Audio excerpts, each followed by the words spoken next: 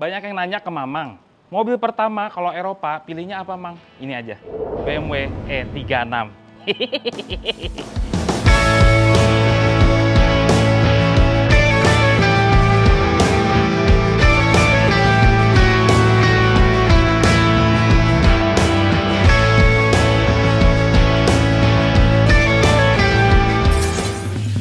Halo YouTube, selamat datang di channel Motomobi. Ini adalah segmen yang menghadirkan Motomobi Used Car untuk membahas mobil-mobil yang pernah ada di jalanan. Atau untuk Anda yang sedang mencari referensi suatu mobil bekas, Motomobi Used Car ini akan membahasnya untuk Anda.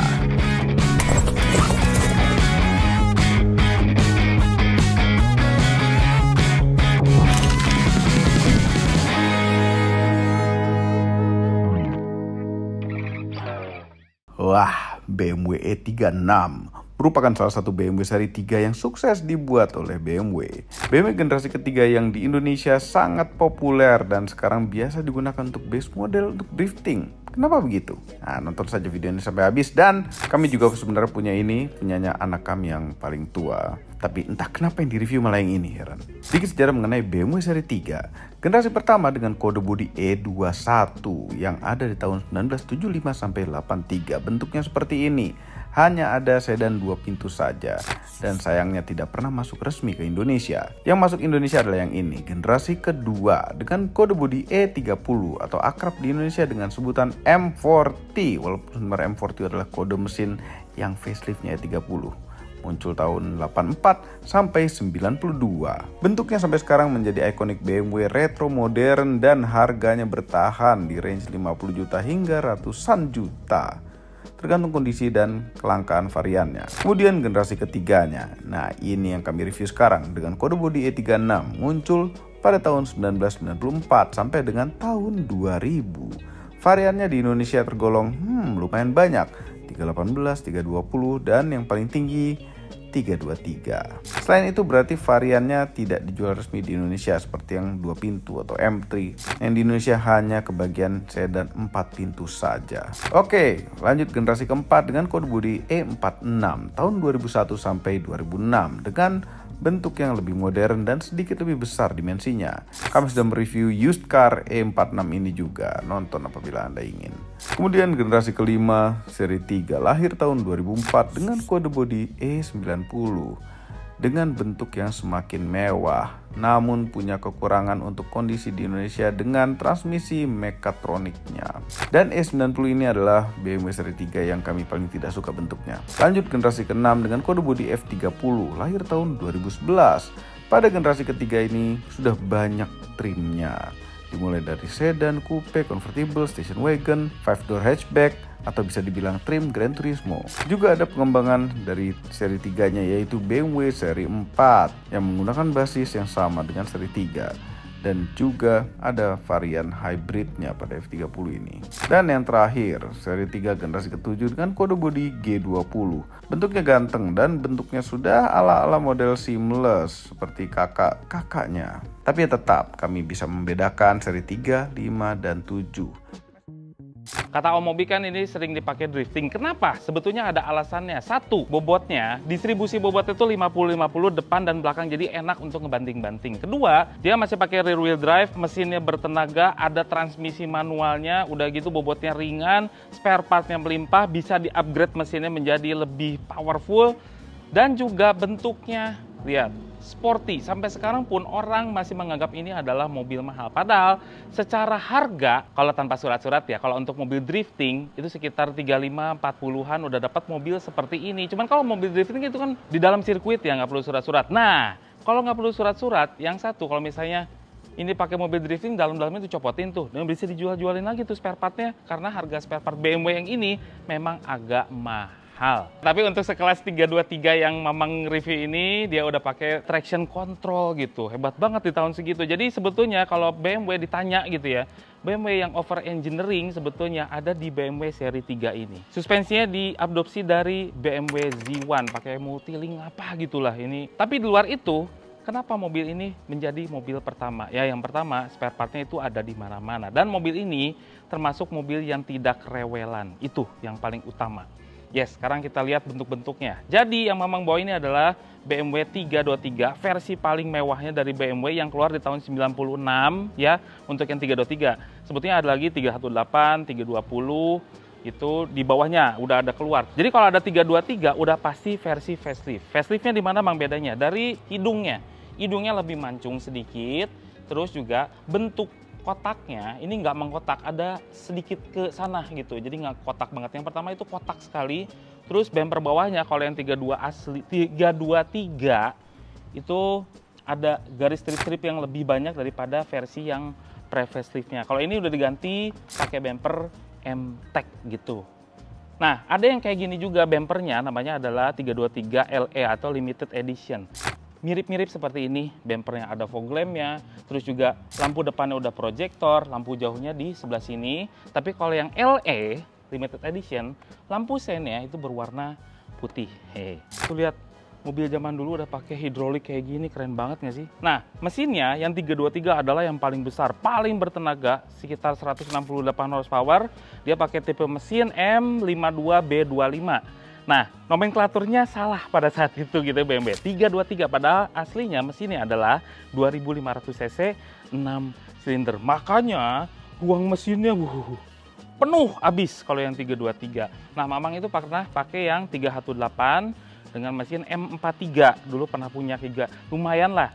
Pakai drifting bisa nggak, Bang? Bisa-bisa aja yang itu juga karena tidak selemot Mercedes W202. Terus juga ada versi yang M50B20, yaitu adalah yang 320-nya 2000 cc, tapi itu adalah 2000 cc dengan 6 silinder. Makanya suaranya walaupun 2000 cc nggak kayak Kijang Innova, enggak. Itu seperti 6 silinder beneran gitu. Ini teknologinya masih pakai viscofan segala macam. Terus juga hati-hati yang pakai airflow. Airflow yang BMW seperti ini udah jarang banget. Kalau ada pun harganya yang barunya itu sekitar 12 jutaan. Hati-hati. Makanya kalau beli BMW lihat langsung mesinnya, cek airflow-nya. Kalau misalnya ada asap putih atau misalnya pincang-pincang, patut diwaspadai airflow-nya. Tapi untuk yang 323 nggak perlu khawatir, dia udah pakai air mask atau air, ya itulah pokoknya. Udah berbeda, bukan airflow lagi. Jadi nggak perlu khawatir kalau yang 323. Cuman memang boros aja ini mobil. Terus pinggirnya, mobil ini itu tidak terlalu panjang-panjang amat, makanya disukain sama mobil-mobil yang suka drifting gitu ya. 4,4 meter aja, lebarnya 1,7, tingginya 1,4 meter, wheelbase-nya 2700 mm atau 2,7 meter. Pas aja. Terus yang 323 depannya cakram berventilasi, belakangnya juga cakram berventilasi. Ya beda-beda ya, kalau yang versi yang 320, 318 itu ada yang solid, ada yang berventilasi. Terus udah pakai spion M3, terus juga udah pakai side skirt di bawahnya, udah pakai tambahan daging seperti ini. Aduh cakep banget ya, apalagi dia pakai velg Lemers Style 22. Waduh, 22. Iya ini Lemers, dia pakai yang ini kayak gini, bentuknya ini paling cocok banget sih. 17 inch Continental. Wah. Aduh keren banget. Ini hasrat-hasrat pengen balapnya tuh ada gitu kalau pakai mobil ini. Terus depannya tuh nguncup, belakangnya nonggeng. Kenapa kayak gitu dibentuk sama BMW? Karena untuk mendistribusikan downforce yang lebih baik, yang nonggeng seperti ini. Terus belakangnya, apa emang bedanya facelift sama yang nggak facelift? Yang belakangnya sebetulnya nggak banyak perbedaan. Cuman kalau yang versi yang limited edition ini kebetulan memang bukan ya. Ada tulisan di sini emblem limited edition gitu ya. Terus bumpernya memang seperti ini kalau limited edition. Cuman kalau ini ubahan. Walaupun memang jadi pantas banget kan kalau pakai bumper seperti ini, lihat sporty abis. Terus kasih kayak ini namanya apa sih? Lupa lagi. Ini jadi Eropa banget gitu. Terus dikasih spoiler kayak gini. Terus di atas ini udah ada rear defogger, terus back lamp. Nah, bagasinya seluas ini. Memang luas untuk sekelas BMW seperti ini, seri 3. Terus di bawah sini itu ada ban serep. Cuman memang ini akinya tuh ada di belakang. Tuh, akinya di belakang. Akinya gede lagi. Ini kalau beli bisa 2 juta karena ampernya gede. Hah? Udah mending Kijang aja. Nggak sampai BMW. Kijang, berapa? Udah pokoknya yang paling mahal aja. Nah, gitu kan kalau Kijang. Kalau ini ada yang versi berapa ya? Grade berapa ya? Tapi kalau udah pakai ini sih pasti udah mapan, ya nggak? Terus pede aja gitu kalau tongkrongan, BMW. Gila. Kita lihat dalamnya. Nah, inilah dalamnya. Jadi kalau 323 itu kulit ya, apalagi yang limited edition udah pasti kulit. Cuman kulitnya bukan ini MBTEK nih. Kelihatannya. Aslinya kalau BMW itu nggak kayak gini kulitnya. Tapi memang ada bergerunjul-gerunjul gini, eksklusif gitu ya, dan bau kulitnya tuh khas. Masuk ke dalam sini aja. Memang ini bau BMW, terus masuk lagi ke Mercy, itu bau Mercy itu beda gitu ya. Tuh, lihat. Masih pada soft touch gitu-gitu. Oke, dalamnya kayak gimana, Mang? Ini posisi duduk Mamang ya. 172 cm. Memang nggak gede-gede amat kalau BMW seri 3 E36 tuh. Cuman masih lebih mending daripada E30 yang lebih sempit lagi karena memang dimensinya juga lebih kecil. Terus kepala 2 jari. Terus duduknya tapi enak, joknya tuh empuk, posisinya pas, nggak terlalu tegak banget, nggak terlalu nyender banget, jadi pas. Ada lampu di pinggir sini. Terus ada jaring-jaring ini, 5 bohongan ya, ditambah ini. Terus ada armrest. Tuh, ditambah lagi ada yang namanya cup holder yang bisa naruh-naruh barang lagi di bawahnya.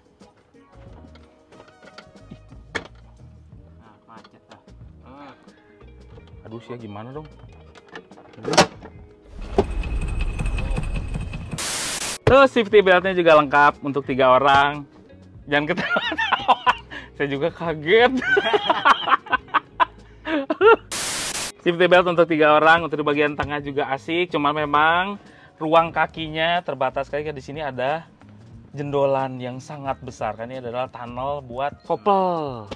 Gitu, gede-gede. Terus ada, kalau 323 dikasih gini nih, kerek belakang dibilangnya. Sini ada asbak dan ada buat nyimpen rokoknya di sebelah sini kalau belum habis. Tempelin di situ. Dulu masih ini zaman-zaman ngerokok ya, sekarang kan udah beda sih, elektrik. Terus power window-nya dipencet, tidak memakan banyak ruang. Ini memang agak sempit sih belakang. Nah, kita lihat depan. Kita lihat depannya. Jadi ya, interior BMW ya zaman dulu ya, di sini tuh di pintu diusahakan jangan banyak banget tombol.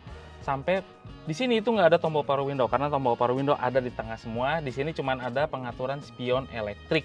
Terus ada tweeter, ada tempat nyimpan barang. Nah, terus kursinya yang 323 itu heboh karena ini bisa dipanjangin. Nih, buat nyangga paha lebih baik lagi. Terus ada ini kenaikan depannya doang tuh, elevasinya ada. Terus juga ini buat maju mundurin. Ada juga buat ngeatasin atau ngebawahin lagi tuh.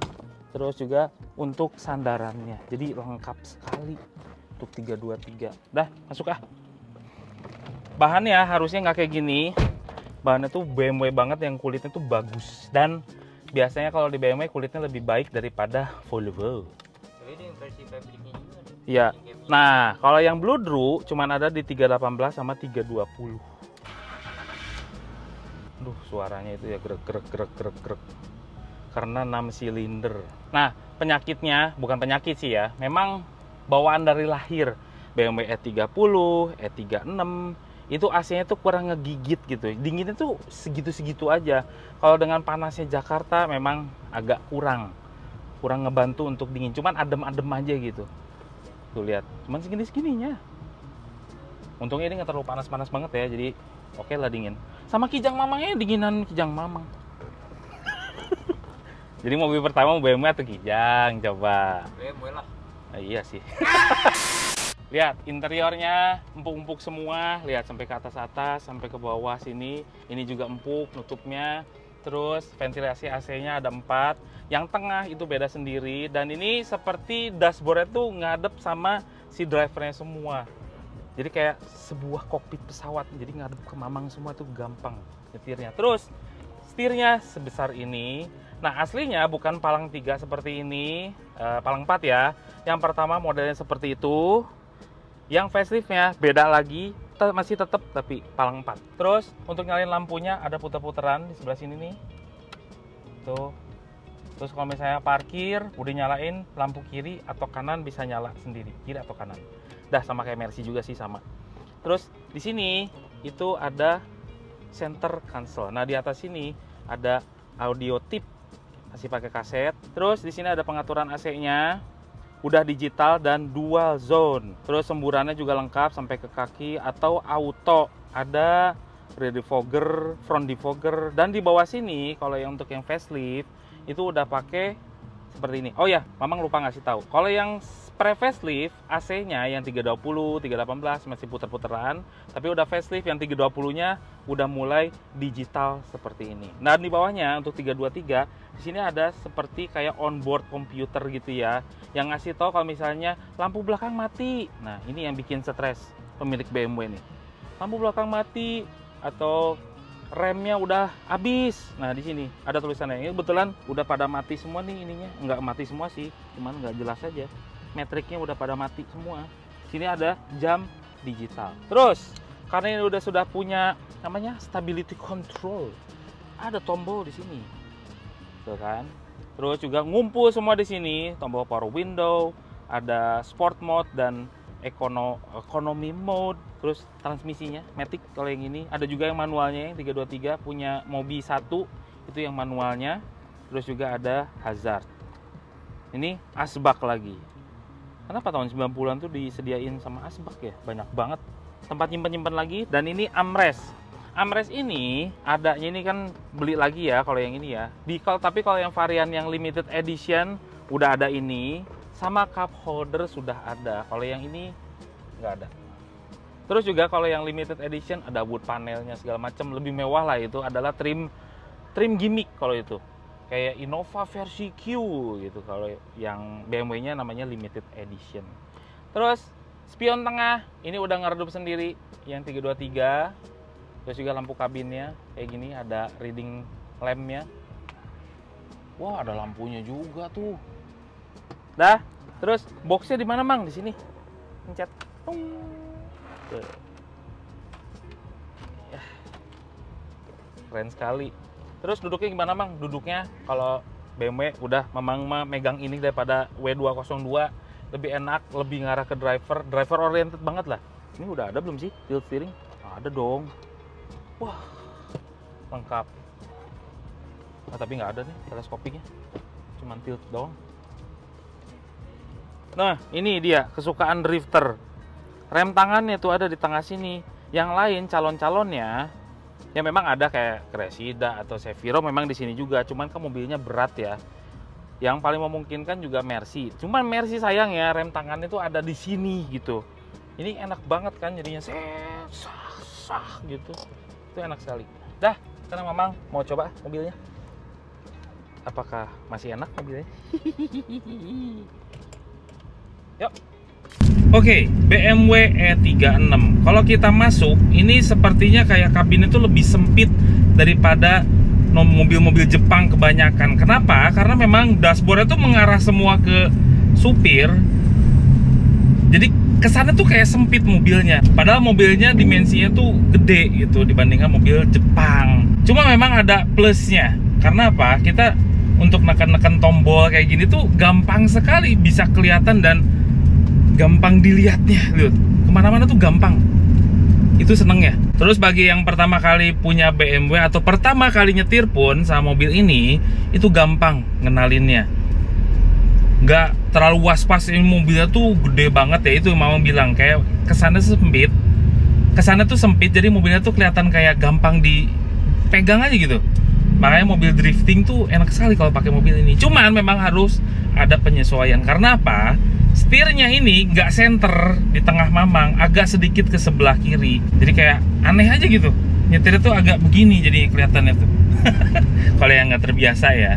Terus udah gitu setirnya tuh tergolong berat untuk sebuah power steering. Ini berat loh setirnya. Jangan dibandingkan sama mobil Jepang juga ya. Mobil Eropa memang rata-rata berat kayak gini. Kenapa berat-berat kayak gitu? Karena kalau misalnya kita lagi di jalan tol, setir berat kayak gini itu lebih enak. Terus udah gitu stang seinnya itu berada di sebelah kiri, berbeda dengan mobil yang sejenis, sekelas, tahun yang sama. Ya ini Eropa banget memang megangnya. Visibilitasnya juga oke, pilar A-nya tergolong kecil, ngelihatnya kemana-mana, belakang juga oke. Ini enak untuk dipakai sehari-hari. Nah, misalnya kalau pengen pakai sehari-hari, pilih mana Mang bagusnya? Sebetulnya kalau dari cara perawatan dan keiritan bahan bakar, lebih pilih ke 320. Yang kalau pengen merdu ya suaranya ya. Teman, kalau misalnya 4 silinderan aja, pilih yang 318. Yes. Tuh AC-nya tuh dingin, cuman segitu-segitunya aja gitu. Kenapa ya BMW yang E36, E30 nggak dingin? AC-nya tuh kurang mantul lah. Remnya juga oke, feelingnya oke, berat. Yang bukan yang tipe ringan kayak Toyota gitu, kayak kalau pernah nyoba Mercy Boxer, mirip-mirip seperti itu remnya, yang ada kayak nahannya juga. Jadi semakin apa ya, gimana ya ngejelasin ya, kayak ada angin yang nahan. Habis gitu kalau kita tekan lagi baru kerasa pakemnya, kayak gitulah. Ini remnya enak feelingnya. Pedal gasnya memang berat ya, kalau Eropa kayak gitu semua kayaknya. Tipikal buat keluar kota nih, enak. Nah, mesinnya kalau yang 323 dia lebih torsinya tuh kayak di atas gitu. Jadi ngayel tenaga yang enaknya tuh di RPM yang tinggi-tinggi. Kalau bawahnya lebih enak yang 318. 320 itu merata, enak. 323 kayaknya buat RPM tinggi, atau misalnya jalan tol yang banyaknya high speed. Ini Mamang lebih pegang ini sih daripada 320. Tapi di kota juga masih oke. Kalau untuk seruntul-seruntulan tenaganya kalau stop and go gini masih kurang ya kalau BMW ya. Enaknya di RPM tinggi. Apa yang perlu diperhatikan ketika kita beli E36? Kalau dari kondisi mesinnya, kita perhatikan cooling system.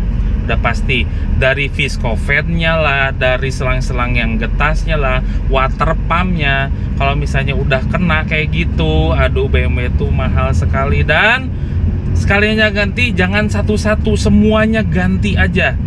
Karena radiatornya E36 kayak gini, pinggir-pinggiran itu plastik, iya. Jadi harus ganti seset, atau kalau nggak ganti sekalian pakai radiator aftermarket yang udah full aluminium atau full besi kayak gitulah. Udah gitu perhatikan lagi AFM atau si airflow. Airflow-nya Mamang tadi bilang juga udah nggak dijual lagi, jarang sekali yang kondisi barunya. Itu pun biasanya orang ngakalinnya pakai servisan, kanibalan dari mobil-mobil junkyard gitu ya. Nah itu berarti harus diperhatikan. Terus kemudian yang harus diperhatikan lagi adalah kondisi interior.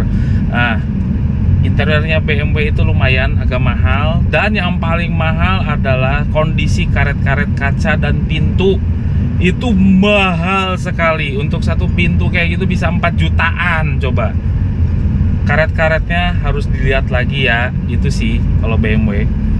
Karena yang lainnya mesinnya gampang dicari spare partnya. Dan ya, oh ya satu lagi, sama kondisi HVA atau hydraulic valve adjuster.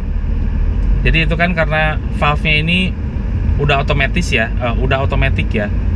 Nah, harga HVA-nya aja bisa 5-6 juta itu, lupa memang sekitar segituan. Itu yang harus diperhatikan. Kalau misalnya kondisinya pincang-pincang, itu bisa airflow, kalau nggak HVA. 2 itu yang krusial, yang mahal di BMW E36. Suspensinya gimana, Mang? Empuk ya, empuk Eropa. Yang reboundnya tuh lambat gitu, nggak muang-muang, nggak bikin kita terguncang-guncang dalamnya. Cuman dia setelan, mungkin setelan stabilizer atau apa, dia dibuat kaku. Mungkin ini untuk kecepatan tinggi. Peredaman kabinnya gimana, Mang? So-so di tahun 90-an BMW ngebuatnya bagus kok peredamannya. Cuman ekspektasi Mamang seharusnya bisa lebih dari ini. Mungkin ini adalah yang seri 3. Seri 5-nya kayaknya lebih bagus deh. Nggak se-wow itu sih peredaman kabinnya. Kedap standar aja. Nah kalau bisa diskorin sama Mamang dari 10 gitu ya, 0 sampai 10, ini paling 7 lah. Cuma emangnya kalau di jalan-jalan kecil kayak gini ya, BMW pakai BMW kayak gini, ini kayak lambat gitu ya. Nggak segesit mobil Jepang yang selesap-selusupnya tuh enak gitu. Kalau ini masih kurang gesit. Tapi lumayan kagok juga ya kalau nyetir terus-terusan kayak gini. Kayak setirnya tuh condong ke kiri tuh agak aneh juga sih jadinya. Oh, satu lagi kelemahannya, spionnya kayak kurang cembung. Yang aslinya mau model yang ini gitu, walaupun OEM gitu ya, spionnya tuh kayak kurang cembung. jadinya susah ngelihatnya. Oke, sekarang Mamang di jalan tol. Ini nggak tahu kenapa peredaman kabin bannya terasa kurang, atau memang lahar atau bearing roda belakang nih terasa agak berisik ya. Oke, gimana Mang rasanya kalau di tol? Yang nggak terbiasa pakai mobil Eropa mungkin bilang ini agak aneh ya, agak kagok aja gitu rasanya kalau di jalan tol. Cuman rasanya memang Eropa sekali, ya tergolong nyaman untuk di kelasnya gitu ya. Tapi kalau misalnya terbiasa untuk bawa mobil Jepang, mobil ini kayak berat banget gitu rasanya. Walaupun digas ya ada tenaganya sih, cuman nggak ngacir mobil Jepangnya gitu gimana yang bisa dipakai sehari-hari. Ada sih tenaganya. Ini ya, ini mobil ini Mamang lari di 80, ini rasanya kayak masih di 50, 60. Yang Mamang bilang kalau misalkan karakternya adalah seperti ini, Mamang nobatkan sebagai mobil yang enak gitu. Ini karena belum terbiasa ya, setirnya tuh agak ke kiri. Terus kalau misalnya kita di jalan tol kayak gini, itu ngerasa walaupun kita udah agak, kan ada marka ya, mobilnya tuh biasanya kalau di tol kayak gini mengharuskan kita berada di tengah marka kan. Ini rasanya drivernya tuh ada di tengah jalan. Coba, ini kerennya BMW karena efek dari setiring miring ke kiri. Jadi kita ada di tengah marka gini, rasanya si driver juga ada di tengah jalan. Gimana coba ngadain efek kayak gitu tuh? Satu lagi Mamang lupa cerita transmisinya. Kalau untuk yang BMW E36 ini ada dua versi, ada yang GM1, GM2 dan yang ZF. Nah, transmisi mana yang paling gak rewelan? Ambil yang ZF. Dan ini sebetulnya sama BMW ini diklaim sebagai transmisi yang lifetime, yang artinya dipakai terus gitu ya, ganti olinya masih lama. Cuman lebih baik diganti aja olinya selama 30 atau 20.000 sampai 30.000 kali 30.000 kilometer ganti oli ya. Overall mengenai BMW seri 3 E36 merupakan mobil Eropa yang belum terlalu canggih elektriknya, sehingga cocok untuk Anda yang ingin mencoba merawat mobil Eropa pertama Anda. Spare part, mesin, dan merawatnya mudah, namun harga spare partnya ya tidak murah. Untuk Anda yang pakai di dalam kota saja, pilihlah cc yang kecil saja seperti 318 dan 320. Lumayan irit sebenarnya, namun apabila Anda ingin kencang, wah, ini pilihannya 323 yang sebenarnya 325. Mobil ini kencang dan juga boros. Semua ini adalah opini pribadi saya dan Mamang itu. Kami tidak dibayar siapapun dan apapun yang terlihat pada video ini. Jangan lupa tekan tombol jempol ke atas dan subscribe channel Motomobi, Umbi, dan Mas Mobi apabila belum berikut dengan tombol loncengnya.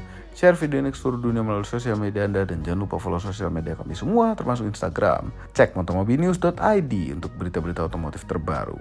Terima kasih telah menonton.